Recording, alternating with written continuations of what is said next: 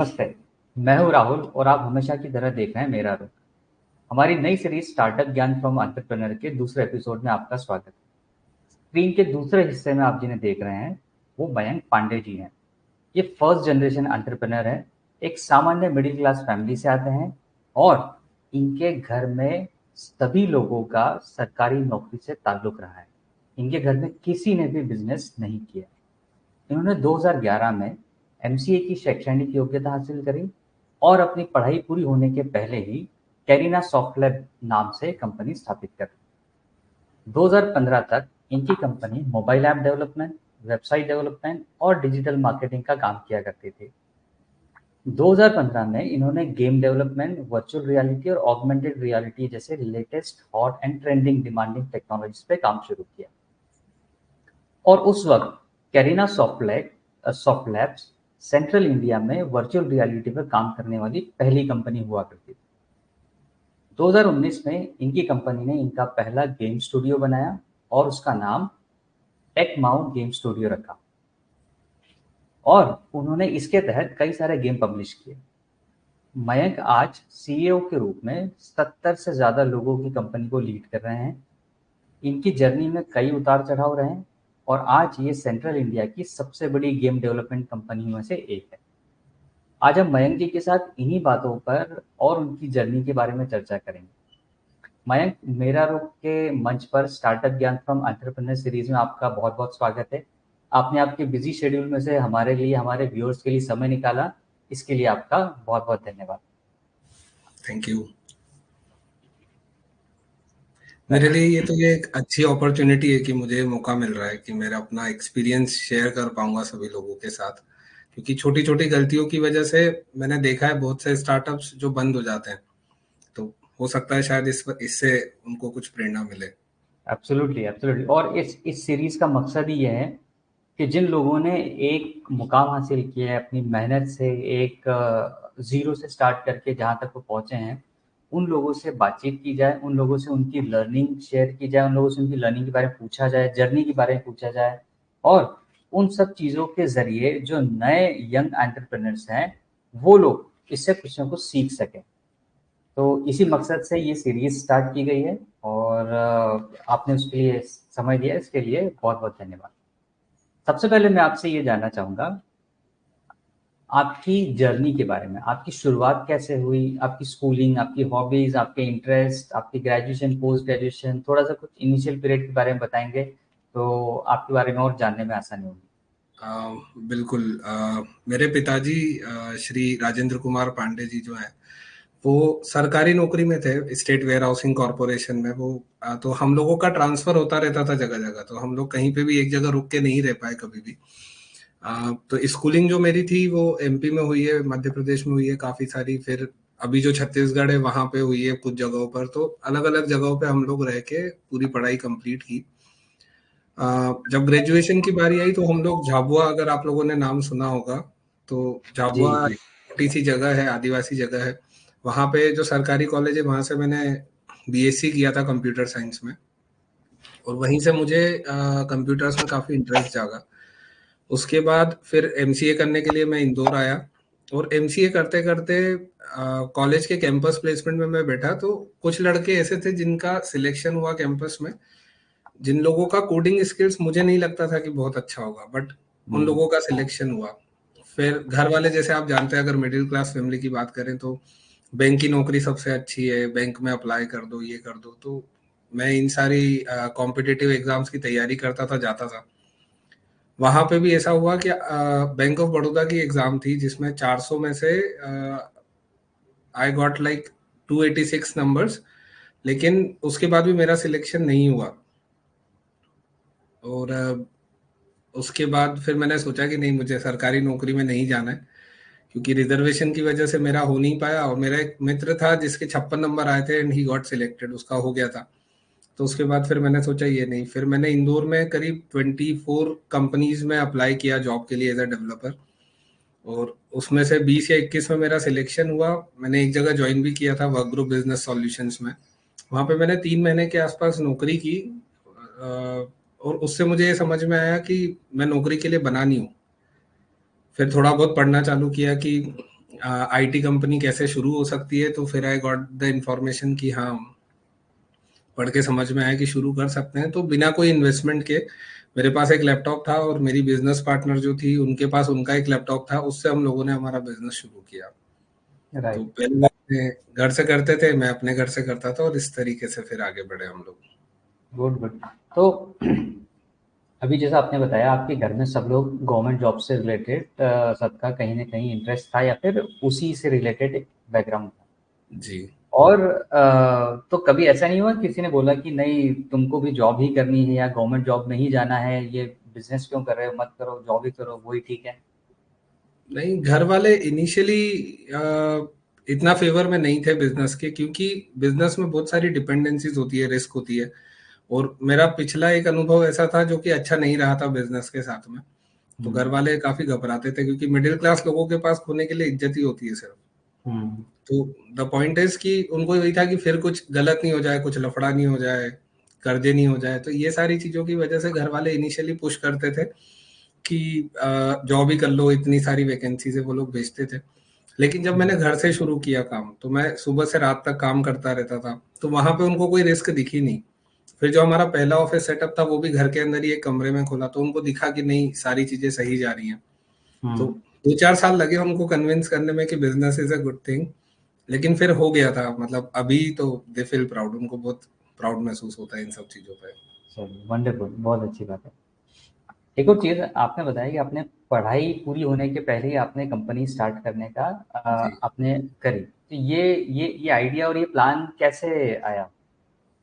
ये शायद मैं कहूँगा कि इसमें ऊपर वाले की इच्छा थी कि शायद मैं बिजनेस शुरू करूँ, क्योंकि हमारे क्लास में मतलब जो इन्वायरमेंट होता है उसी हिसाब से सोच होती है।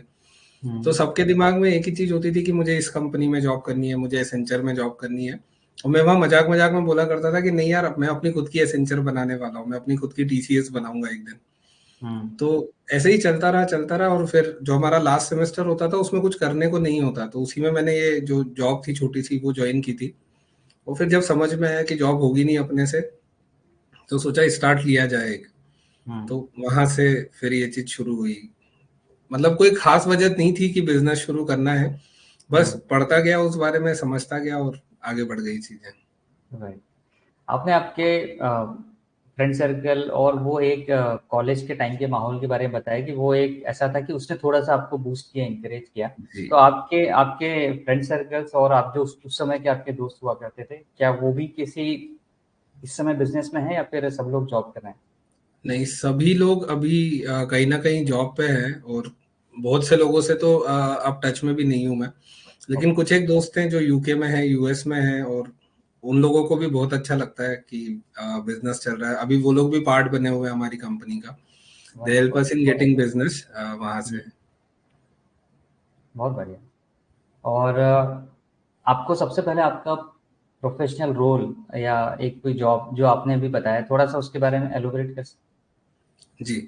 वर्क ग्रुप बिजनेस सॉल्यूशन जब मैंने ज्वाइन किया था, तो मैं जूनियर डिजिटल मार्केटिंग एग्जीक्यूटिव था मेरी ही बिजनेस पार्टनर के अंडर में। ओके। मैं आपको एक और चीज बता दूं, मैं और मेरी बिजनेस पार्टनर हम लोग झाबुआ से कनेक्टेड थे जब हम लोग बैचलर्स कर रहे थे तब से। हम्म। तो वो मेरी सीनियर थी वहां पे। अब हम्म। जब मैंने ज्वाइन किया तो वो सर काफी स्ट्रिक्ट थे, और काम को लेके, रिपोर्टिंग को लेके, और सारी चीजों को लेके। बट हम्म। 10 या 12 दिन हुए थे मेरी जॉब को, और मैं रोज डांट खाता था उनसे, रोज डांटते हम्म। थे सर मुझे किसी ना किसी चीज पे। 12 दिन बाद उन्होंने एक दिन मुझे बुलाया, बोले कि आज से तुम उसके जूनियर नहीं हो, तुम उसके पैरेलल हो, और आज से आप सोशल मीडिया हैंडल करोगे इंडिविजुअली। मैं कहा हम्म। ठीक है। फिर हम्म। 5-6 दिन और निकले, उसमें मेजरली कंटेंट राइटिंग का काम रहता था। तो मेरा कंटेंट उनको काफी अच्छा लगा, इंप्रेसिव लगा, तो उन्होंने फिर वापस मुझे बुलाया और बोला कि आज से आप बिजनेस डेवलपमेंट टीम लीड करोगे। तो ओके। मेरे 2 प्रमोशंस हुए थे उसी कंपनी में, गॉड नोज। और इन अ पीरियड ऑफ 18-20 डेज। हम्म। तो एक तो वहां से कॉन्फिडेंस आ गया था कि यार कुछ तो है मेरे अंदर जो इस आदमी को दिख रहा होगा, शायद मुझे हम्म। नहीं दिखा अभी तक। तो हम्म। एक वो बहुत इंपॉर्टेंट फैक्टर था कि मैं बिजनेस में कॉन्फिडेंटली घुस पाया। हम्म। क्योंकि 18-20 दिन में मेरी सैलरी डबल कर दी थी उन लोगों ने। जो मेरी पहली हम्म। सैलरी जो मैं ज्वाइन हुआ था वो 6,500 रुपये महीने पे मैंने ज्वाइनिंग ली हम्म। थी। हम्म। और 11,250 उन्होंने मेरी सैलरी कर दी थी ऑन 28th डे। तो वो एक काफी अचीवमेंट टाइप मुझे फील हुआ, क्योंकि उस टाइम पे आज से 15-16 साल पहले that was a big amount, मतलब स्टार्टअप सैलरी के हिसाब से काफी अच्छा था। राइट। तो दिस वाज द जर्नी। वही उसी तरीके से 2-1 महीने जो हमारे थे वो निकले, और फिर आई क्विट द जॉब। मैंने सर को कहा कि सर मैं जॉब नहीं कर पाऊंगा। तो जनरली ऐसा होता है, आप मिड टर्म अगर एकदम से छोड़ते हैं जॉब तो वो सैलरी नहीं देते, लेकिन the owner was really nice. उन्होंने मेरी सैलरी मेरी फ्रेंड के थ्रू मुझे भिजवाई। फिर हम दोनों बैठे, फिर उसने, मेरी फ्रेंड ने भी जॉब क्विट की वहां से, और फिर हम दोनों ने बैठा। फिर there is a interesting story कि हम लोग बैठ के नाम ढूंढ रहे थे कि कंपनी का नाम क्या रखें। अब हम्म। समझ में नहीं आ रहा था कि किस तरीके से होगा। तो फिर नाम ढूंढते ढूंढते कैरिना नाम हम लोगों को मिला, जो कि एक हम्म। कॉन्सलेशन है ऊपर इन द स्काई। और इट रिप्रेजेंट्स एक जहाज है, जैसे हमारी कहानियों में है कि जब प्रलय आया था एक जहाज था जो आया था और उस पे सब हम्म। लोग जो बचे थे उन्होंने दुनिया बसाई। तो इजिप्ट ग्रीक माइथोलॉजी में उस जहाज का नाम कैरिना था। ओके। तो इस वजह से फिर हम लोगों ने ये नाम रखा। वंडरफुल। अभी आपने आपके बिजनेस पार्टनर से रिलेटेड बात बताई, तो थोड़ा सा मैं ये जानना चाहूँगा कि एक समय पे वो आपके सीनियर थे, फिर आप उनके साथ में पैरेलली काम करने लगे, और फिर उसके बाद में उनके साथ में आपने बिजनेस को ग्रो करने का या एक नया सेटअप खड़ा करने का प्लान किया। तो ये अंडरस्टैंडिंग, ये बॉन्डिंग, ये कंफर्ट, ये एक कॉन्फिडेंस कैसे जनरेट हुआ, और कैसे आप दोनों ने सोचा, प्लान किया कि इसको एक नई सेटअप, नई कंपनी को बिल्ड करके आगे बढ़ाना? हम लोग जब पहली बार मिले थे, इट वाज 2007 में हमारी पहली बार मीटिंग हुई थी, मतलब झाबुआ हम्म। में। और हम हम्म। दोनों एक ही क्लास में थे, साथ में पढ़ाई कर रहे थे। फिर उसके बाद हम्म। उन्होंने एमबीए किया यहीं इंदौर डीएवीवी से, और मैंने एमसीए किया। तो जानकारी एक दूसरे के बारे में थी, एक दूसरे के टैलेंट्स के बारे में पता था, तो उस वजह से कॉन्फिडेंस था एक दूसरे पे। दूसरा, जैसे आप किसी के साथ रहते हैं तो आपको बेसिक क्वालिटीज उनकी पता चलती है कि कुछ हम्म। लोग रिलायबल होते हैं, कुछ लोग बहुत कंसिस्टेंट होते हैं। तो ये सारी क्वालिटीज शायद उनको मुझ में दिखी होगी, मुझे उनमें दिखी। और इस हम्म। वजह से फिर जब हम लोगों ने ये रिस्क वाला डिसीजन उठाया तो कॉन्फिडेंस था कि हाँ कुछ तो कर ही लेंगे। तो इस तरीके से फिर वो शुरू हो गया। वंडरफुल। ग्रेट। अच्छा। अभी जो आपकी जर्नी है कैरेना सॉफ्टवेयर के अंदर, ये कहीं ना कहीं से शुरू हुई होगी, फिर उसके बाद में एक शुरुआत के दिन होते हैं, फिर उन शुरुआत के दिनों में कई सारे चैलेंजेस होते हैं, स्ट्रगल होते हैं। तो उन सारे चैलेंजेस, स्ट्रगल को आप थोड़ा सा अगर एलोबरेट करें, डिस्क्राइब करें, और कैसे आपने उन चैलेंजेस को ओवरकम किया और आज इस मुकाम तक पहुंचे। तो एक जो शुरुआत का जो पीरियड होता है, जो किसी भी, फिर वो बिजनेस हो, जॉब हो, कुछ भी हो, उसमें एक थोड़ा सा स्ट्रगल होता है। तो उस स्ट्रगल को आपने कैसे एंजॉय किया, या फिर उसको कैसे डील किया, तो वो अगर आप थोड़ा सा बता पाए। इसमें दो चीजें हैं। पहली चीज तो ये कि आईटी कंपनी या आईटी से रिलेटेड बिजनेस शुरू करने के लिए आपको कोई इन्वेस्टमेंट या फंड लगाने की जरूरत नहीं होती। हम्म। अगर आपके पास एक इंटरनेट कनेक्शन है, आपके पास एक लैपटॉप है और आपको आईटी के बारे में जानकारी है, मतलब आप खुद हम्म। सॉफ्टवेयर बनाना जानते हैं या आपको सॉफ्टवेयर की अंडरस्टैंडिंग अच्छी है, तो एक अकेला आदमी भी एक कंपनी शुरू कर सकता है। तो जो हम्म। हमारा स्टार्ट था वो जीरो इन्वेस्टमेंट के ऊपर था। अब वहाँ परेशानियां ये थी कि जानकारी बहुत सारी चीजों की नहीं होती है आपको स्टार्टिंग में। हम्म। तो हमको हमारा पहला प्रोजेक्ट लाने में करीब 40 दिन का टाइम लगा। 40 दिन तक हम लोगों को लगता था कि यार प्रोजेक्ट आएगा ही नहीं। और जो प्रोजेक्ट हम लोगों को मिला वो $50 का था, और उसमें एक हफ्ता काम करना था, $50 का पेमेंट था। तो हम लोगों ने दिन रात भिड़ के उस पे काम करना चालू किया और खत्म किया उसको। फिर हमें ये नहीं पता था कि वो $50 हमारे बैंक अकाउंट में कैसे आएंगे। आजकल तो पेमेंट गेटवे बहुत सारे हो गए। उस टाइम पे ये प्रोसेस बहुत, मतलब कुछ ही बैंक्स थे जो इंटरनेशनल ट्रांसफर सपोर्ट करते थे। हम्म। तो 15 दिन अगले उसमें निकल गए कि ये पैसा आएगा कैसे। तो और डॉलर का रेट भी तब ₹50 ₹48 कुछ होता था। तो उस समय ढाई 45 हजार 48 की रेंज में उस हाँ, समय हुआ। Yes yes. तो अमाउंट भी कोई बहुत बड़ा नहीं था, ₹2500 के आसपास थे। तो फिर जैसे तैसे बैंक ऑफ बड़ौदा में मुझे पता चला कि यहाँ पे होता है, और उसके थ्रू हम लोगों ने अकाउंट खोला और फिर ट्रांसफर इनिशिएट किया। तो फिर 8 दिन बाद वो जब पैसा आया तो ₹1860 आए थे हमारी पहली इनकम। इसमें इस प्रोजेक्ट को लाने के लिए जो प्रोसेस हम लोगों ने फॉलो की थी उसमें बस एक चीज होती है जब आप नए होते हो किसी भी काम में, कि आपका फोकस पैसे से ज्यादा होना चाहिए कि मेरे पास काम ज्यादा हो, ज्यादा क्वालिटी का काम हो, ज्यादा वर्सेटाइल काम हो, क्योंकि वो सीखने की एज होती है। जब आप 22-23 साल के हैं, जब आप पहली जॉब शुरू कर रहे हैं, तो उस टाइम पे ये पार्ट सबसे जरूरी है कि आप सीखे ज्यादा, क्योंकि पैसा स्किल्ड आदमी के पास अपने आप आता है। व्हेन ही गेट्स 24-25 की एज में पहुंचेंगे तब तक अपने आप पैसा आना चालू होगा। और जनरली मैंने स्टूडेंट्स को गलती करते हुए इसी चीज में देखा है, उनको पहला पैकेज बहुत बड़ा चाहिए होता है, अब वो इस चक्कर में फिर सीख नहीं पाते। और मेरी एडवाइस तो यही रहेगी कि इनिशियली आप लोग फोकस करें कि अपनी स्किल्स कैसे डेवलप करें, अपनी अंडरस्टैंडिंग कैसे बढ़ाएं, अलग अलग सेम मतलब किसी भी एक फील्ड में आप अलग अलग डायमेंशंस कैसे टच कर सकते हैं, और उस हिसाब से फिर आपको अपने आप आगे जाके ग्रोथ मिलेगी। परफेक्ट। इसी से रिलेटेड एक सब्सिक्वेंट क्वेश्चन ये बनता है कि आपने बताया ये एक पहला आपको प्रोजेक्ट मिला, रोल ये था, तो इसको जब एक पैसे जब आपके पास आए तो इस सक्सेस को सेलिब्रेट कैसे किए? सर जो मैं और मेरी बिजनेस पार्टनर है, तब मेरे पास गाड़ी नहीं थी कुछ वजहों से, तो और मैं गुमास्ता नगर में रहता था और मेरी पार्टनर भंवरकुआ एरिया में, तो मैं वहां से पैदल पैदल निकला और मैं पहुंचा वहां पे कि पैसे आ गए, ऐसा है। और पहला हम दोनों के मुंह से जो सेंटेंस निकला था वो मतलब काफी सुपरफिशियल है कि यार अगर ये हो गया है ना तो एक दिन अपन भी माइक्रोसॉफ्ट बन जाएंगे। उस टाइम पे सबसे बड़ी आईटी कंपनी थी और तब हमारे में भी बचपना था। तो पहली चीज तो ये हुई। फिर उसके बाद हम लोगों ने एक छोटी सी पार्टी की, यहाँ पे एक दीनदयाल उपाध्याय गार्डन है, उसके बाद ठेले वगैरह लगे रहते हैं, वहां पे हम लोगों ने खाया पिया, एक अच्छा मोटिवेशन मिला। फिर उस एक पहली इनकम से सबसे अच्छी चीज जो हुई थी वो ये था कि घर वालों को कॉन्फिडेंस आया कि कुछ गलत काम नहीं कर रहे हैं हम लोग। फिर मैंने घर पे बात की कि ऐसा ऐसा सेटअप चाहिएगा, एक पीसी खरीदना है। और तो पापा ने कहा पैसे हैं उसके? मैंने कहा पापा पैसे तो नहीं है। तो फिर मेरी कंपनी का पहला कंप्यूटर जो था वो मुझे मेरे पापा ने दिलाया, बोले मैं दिला देता हूँ लेकिन ये पैसा तुझे रिटर्न करना है। वो उन्होंने इस वजह से कहा था कि मैं मेहनत छोड़ू नहीं, बराबर। क्योंकि जनरली फ्री में अगर कुछ मिलता है तो उसकी कीमत नहीं रहती, उसकी कदर नहीं होती है। तो पापा ने कहा, तो फिर हम लोग जाके सिस्टम लेके आए। फिर हमारे यहाँ पहला एम्प्लॉय आया ऑफिस में जो कि .NET डेवलपर थे, वो अभी भी हमारे साथ जुड़े हुए हैं, आजाद पटेल नाम है उनका। बढ़िया। ऐसे फिर आगे बढ़े हम लोग। बहुत बढ़िया। और क्या होता है किसी भी जर्नी में हमेशा सिर्फ सक्सेस ही नहीं होती है, उस जर्नी में कुछ फेलियर्स भी होते हैं, राइट?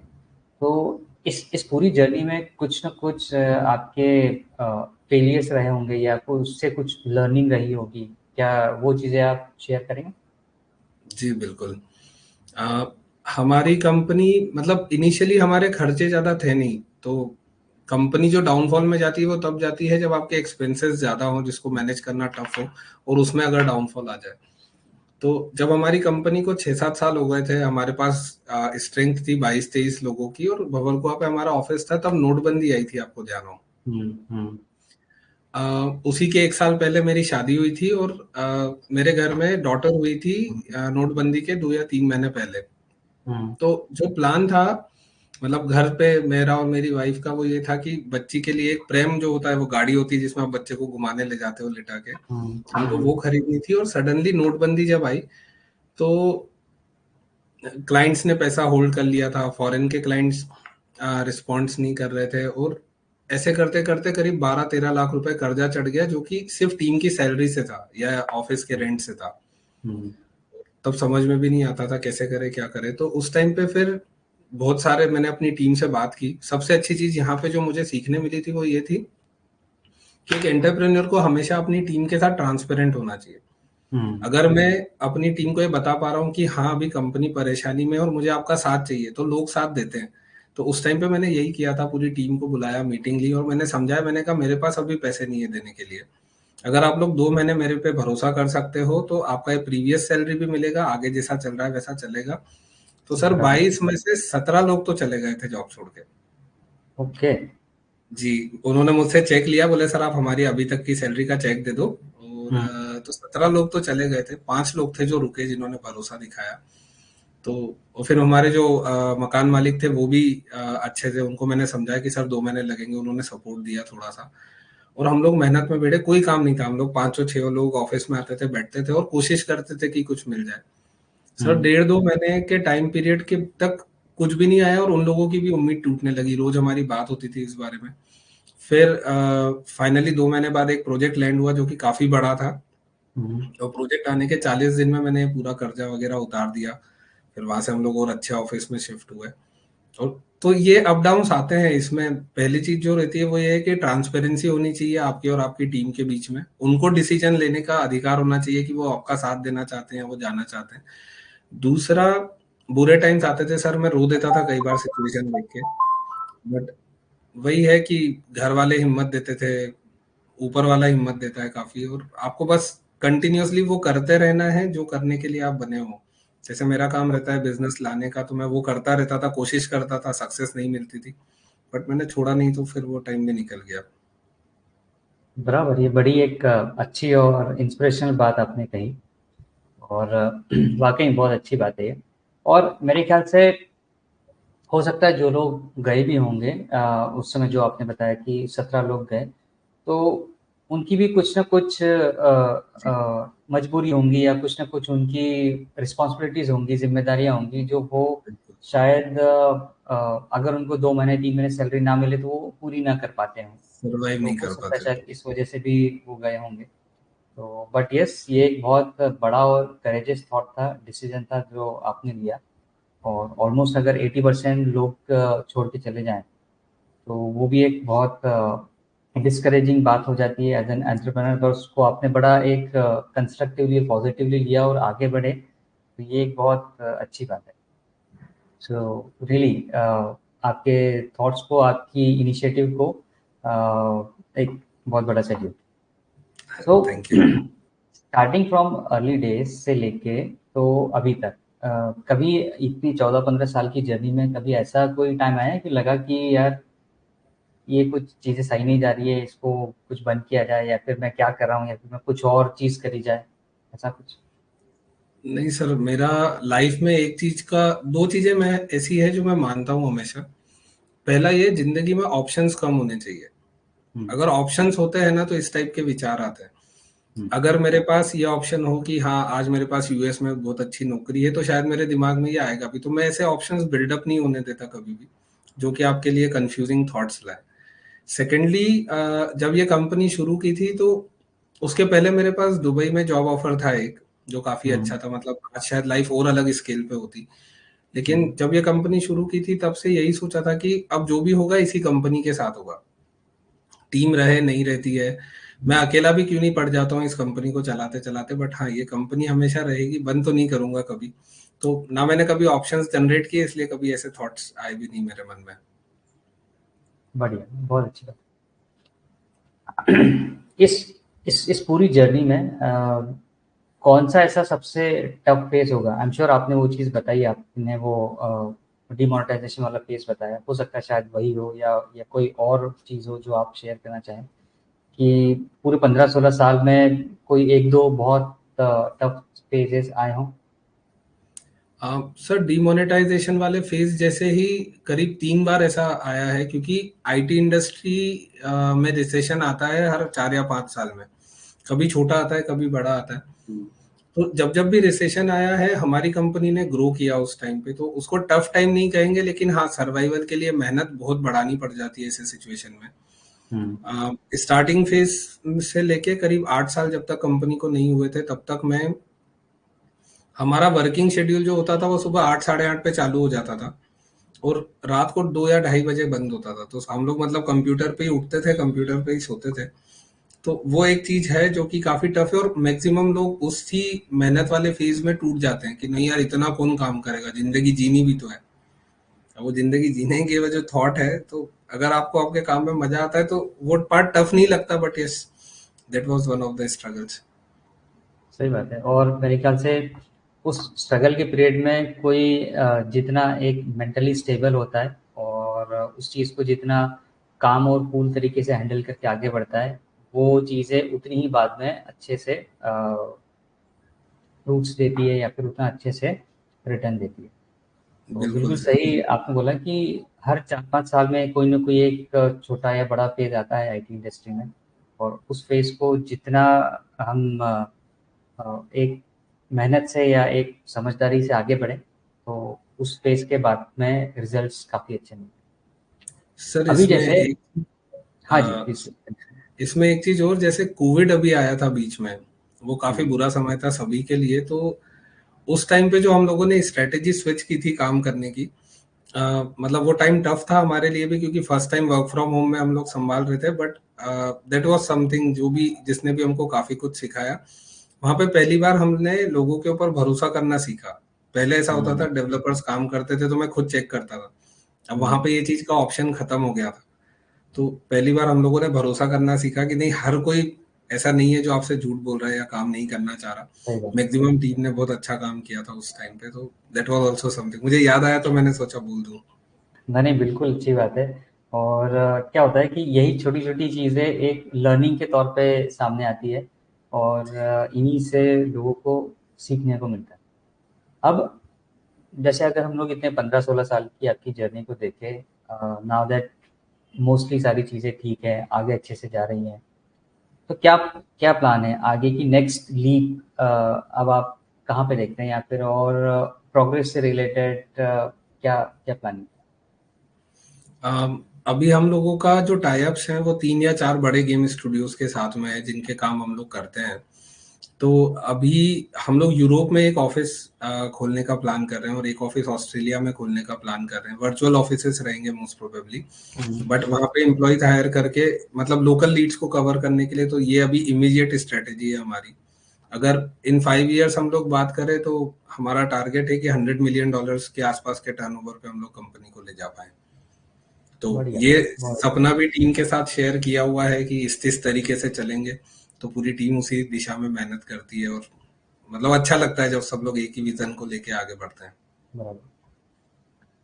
आपकी जितनी अभी लर्निंग रही और जितने नॉलेज आपने अभी एक्वायर किया, वो चीज़ें आप यंग एंटरप्रेन्योर्स के साथ में कैसे शेयर करते हैं? या फिर आपकी कंपनी में से कोई ये कहे कि मुझे नया कुछ करना है या स्टार्टअप करना है या कुछ और नए आइडिया के ऊपर काम करना है, मुझे यहाँ से जाना पड़ेगा, तो उसको आप कैसे गाइड करते हैं या कैसे उसको इनकरेज करते हैं? सर एक्चुअली ऐसे 5 लोग हैं ऑफिस में, मतलब जो छोड़ के जा चुके हैं इन पास्ट ईयर्स, और उन लोगों ने अपनी अपनी कंपनी शुरू की है। और हर किसी ने, मतलब जो भी मेरे पास आया था इस थॉट को लेके, उनको मैंने गाइड ही किया है कि सर स्टार्टअप का एक बेसिक सा फंडा होता है, जो मुझे हमारे क्लाइंट थे नवीन चौधरी जी मास्टरमाइंड ग्रुप के, उन्होंने दिया था कि कोई भी बिजनेस अगर 5 साल तक सरवाइव कर जाए किसी भी सिचुएशन में, अच्छा बुरा, प्रॉफिट लॉस वॉटेवर, छठे साल से अपने आप प्रॉफिट कमा के देता है। उसके बाद हुँ, वो बिजनेस ऑटोनोमस हो जाता है।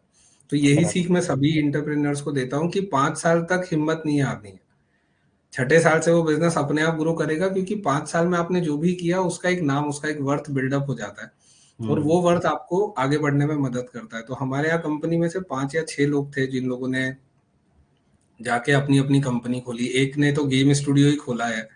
तो हुँ, जब वो लोग आए थे मेरे पास कि सर ऐसा ऐसा प्लान है, तो क्या करना चाहिए, तो उनको पहली सीख तो मैंने यही दी थी। दूसरा मैंने समझाया था कि क्या नहीं करना होता है, जिसको गलतियां हुँ, बोलते हैं, जो मैंने की थी, बराबर। क्योंकि मेरे पास कोई मेंटर नहीं था।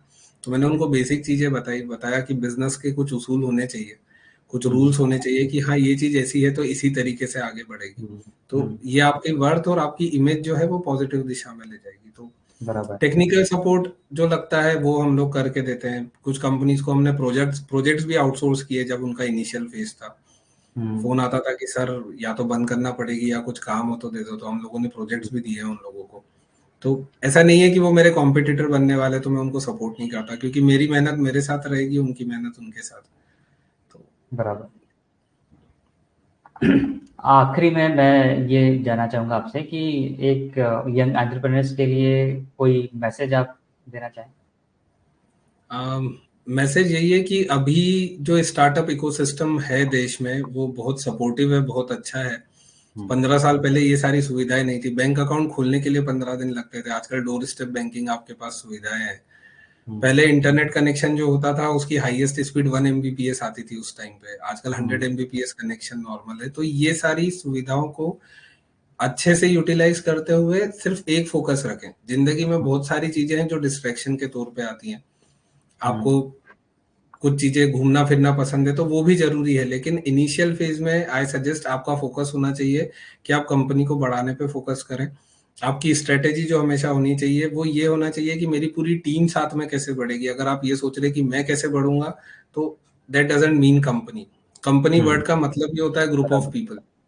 तो आई सजेस्ट आप सारे जितने लोगों को जोड़ पाएंगे, जितने लोगों को साथ में लेके आगे बढ़ेंगे, वही सक्सेस का पैरामीटर डिफाइन करेगी आपका। तो हारना नहीं है, सोचना नहीं है, और बस आगे बढ़ने की दिशा में चलते जाना है। तो ये मेरा सजेशन है सभी के लिए। बिल्कुल, बड़ी अच्छी बात आपने कही। और किसी भी ऑर्गेनाइजेशन के लिए वो ऑर्गेनाइजेशन स्टैंड अलोन आइडेंटिटी नहीं होती जब तक उसके साथ में उतने ही अच्छे लोग जुड़े ना हो, और उन अच्छे लोगों की रिस्पेक्ट भी अगर ऑर्गेनाइजेशन की तरफ से होती है तो ये एक टू वे कम्युनिकेशन बड़ा अच्छे से इस्टेब्लिश होता है। और ये चीज़ें आपने बहुत अच्छे से आपकी ऑर्गेनाइजेशन में सेटअप करी है और आपने इन चीज़ों को बताया है, बात करी है। तो रियली अप्रिशिएबल। और आज आपने आपके बिजी शेड्यूल में से इन बातों के लिए समय निकाला और इतनी अच्छी अच्छी बातें आपने बताई जो आई एम श्योर कि नए एंटरप्रेन्योर्स के लिए बड़ा एक अच्छा लर्निंग एक्सपीरियंस होगा। और ना सिर्फ नए एंटरप्रेन्योर्स के लिए बल्कि जो लोग एक स्टैब्लिश ऑर्गेनाइजेशन को रन कर रहे हैं, चला रहे हैं, उन्हें भी अगर इसमें इस डिस्कशन से कुछ ना कुछ पॉजिटिव चीज़ें मिलें और वो अप्लाई करें तो वो बड़ी अच्छी बात होगी। तो Mayank, thank you very much आज आपके समय के लिए और इस डिस्कशन के लिए। उम्मीद है इन फ्यूचर फिर आपसे किसी न किसी टॉपिक पर या किसी न किसी एंटरप्रेन्योर स्किल के ऊपर बात होगी। तब तक के लिए बहुत बहुत धन्यवाद, बहुत बहुत शुक्रिया। और सभी दर्शकों से निवेदन है कि इसको वीडियो को देखें, लाइक करें, शेयर करें, कमेंट करें और अपना और अपने अपनों का ख्याल रखें। मिलेंगे इसी सीरीज के अगले एपिसोड में किसी और एंथुसियास्टिक एंटरप्रेन्योर के साथ। तब तक के लिए धन्यवाद।